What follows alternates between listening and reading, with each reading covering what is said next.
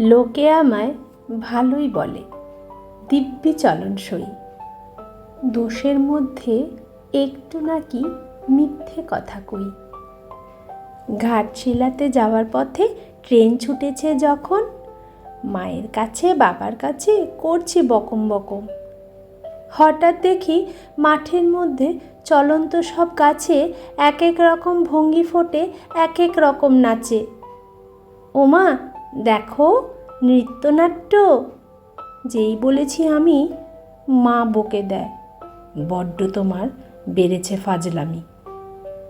চিড়িয়াখানার নাম জানো তো? আমার সেজো মেশো। আদর করে দেখিয়ে দিলেন পশুরাজের কেশর।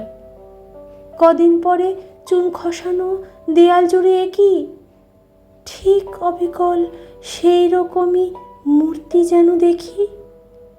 ক্লাসের মধ্যে যেই বলেছি সুরঞ্জনার কাছে, জানিস আমার ঘরের মধ্যে সিংহ বাঁধা আছে, শুনতে পেয়ে দিদিমণি অমনি বলেন, শোনো, এসব কথা আবার যেন না শুনি কখনো। বলি না তাই সেসব কথা, সামলে থাকি খুব। কিন্তু সেদিন হয়েছে কি, এমনি বেয়াকুব। আকাশ পারে আবার ওচো গিয়েছে আটকে, শরৎ মেঘে দেখতে পেলাম রবীন্দ্রনাথকে।